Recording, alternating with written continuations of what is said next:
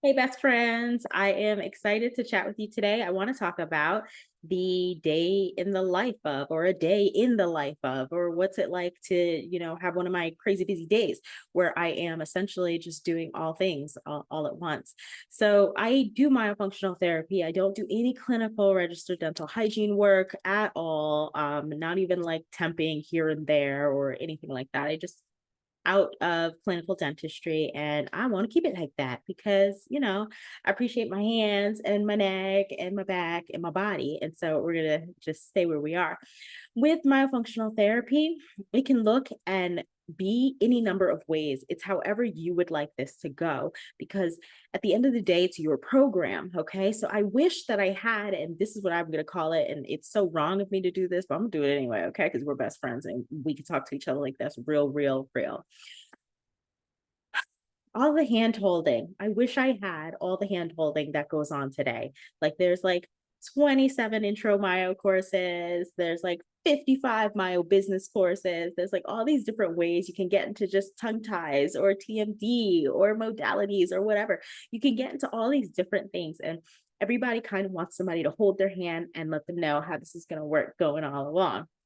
But that's not the way it works. It's really not the way it works. And some of the best people in this have really had to figure out and configure how their program is going to look. And they didn't have anybody to kind of guide them through. If you look at your Joy Molars or your Kathy Winslows or your Paula Fabbies or your Heidi Whiteoffs, I mean, these phenomenal people, Kim Bankert, you're looking at these people and we look up to them because they didn't have it how we have it now. Like people will look for myofunctional therapy or find it on Instagram or Facebook or TikTok.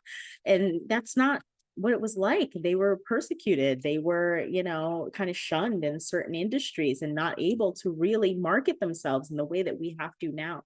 And so I think that's kind of opened us up to a little bit more of like, oh no, we need structure. We want so much structure and we really need somebody to hold our hand and to tell us exactly how this program is supposed to look. No, honey, that is not what it is. So my day is never going to look like what anybody else's day looks like, but I want to share with you what a day could possibly look like. So when I am doing myofunctional therapy, I typically like to see no more, no more. And I swear to you, I very rarely ever go over this, no more than 4 to 5 patients in a day.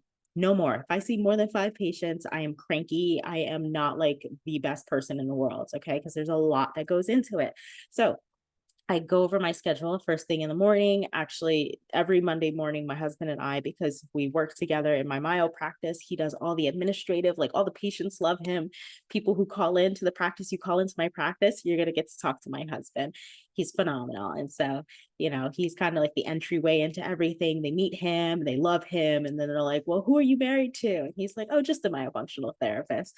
But so we start out every Monday morning with going over the schedule for the week. I see XYZ, John Doe, Jane Doe, Billy Bob. Like these are the people that I have to see. And then Tuesday's going to look like this, Wednesday, Thursday. Wait, is there anybody missing? Like, hey, I didn't see, Jim Bob. I didn't see Jim Bob in my schedule. Is Jim Bob on the schedule? Oh no, Jim Bob had this, that, and the other. Every Monday morning, it's like we have a like team meeting or huddle and we kind of go over what the schedule for the week is like. Okay. I have no more than 4 or 5, and that is plenty because after I've gone over my schedule for the day, then I'm going to take a look at what it is I'm working on. Okay. So if you are a true myofunctional therapist, and all my best friends here have already heard all of my little things about how you can't just have, okay, we're on session 6. In session 6 we did this exercise in session 7 for all patients is the exact same thing.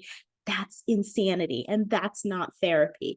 You could go on YouTube and do that. We know that myofunctional therapy is not on YouTube, and if it was, then so be it. That would be wonderful for people everywhere, and we would be out of jobs. But day in the life, we're going back into my thing because I always go off on a tangent, right? This is what it's like being me. So I go over my schedule and I have to know where that I am with them. Okay. So last time we were working on posterior tongue and the genial glossus is still not where I want it to be. I'm going to get in some soft palate exercises. I'm going to get in some posterior tongue elevation. I'm going to get in some of the oropharyngeal like opening. We're gonna hum, we're gonna gargle, we're gonna do all these different things. And so I'm planning. Now, all that planning that I will do for those 4 or 5 patients of the day, all the planning goes like crumple it up, throw it away. Okay. Because none of that means almost anything once we get into the part of the day where I'm actually seeing these people. And I'm seeing these people, and maybe certain exercises aren't looking like how I thought it would be. Maybe there's something new now that I want to work on, or there's some new pain, or something has triggered somewhere. And so now I've got to be fast and think on my feet and really be prepared to offer them whatever it is that they need at that moment in time. So I get into my patients. I'm really working on what they need, their individual needs. I may have a guideline that I've developed at the beginning of the day that told me kind of where I thought I was going with them. And then I write down where I did actually go with them. And then I take all those notes at the end of the day and I put them all into my little electronic health record system. Okay. So I do all my notes for the day. And then at that point, if I have anything left to do, so if I'm writing reports, like if I've done an evaluation, I write reports for all of my clients, and people are like, oh, okay. Everybody writes reports. Yeah, I put citations on my reports. Okay. So if you're not looking up research, you're not doing reports. So I do reports for all of my patients that are new. And so I have to write reports. I have to send reports. I might have to do super bills. I might have to, sign off on certain things. I have to order supplies. I might have to sign off on certain supplies being ordered. I have to maybe update my website. I have to do all these other things that kind of go into the rest of my day and don't pay me any money. Okay. So I don't get paid any extra money to do all this other stuff. I get paid off my client visits. So it's a busy, busy full day, but I've only seen like 4 or 5 people. Now, if you do all the math, and I work 5 days a week, and every other week it's 6 days a week because I do Saturdays. So I do a half day on Saturday where I'll see max 4 people, and they have to be back to back to back. Or I'll see 4 people in the morning, Saturday morning. And then after that, I don't see anybody again until another 2 Saturdays. So every other Saturday I'm off. So 5, 6 days a week sometimes. That is well over a 6-figure salary. Okay. Depending on how you price your program, well over a 6-figure salary. Does that mean that all of that is profit? No, not by far. Because remember, there's a lot of stuff that I don't get paid for that I do.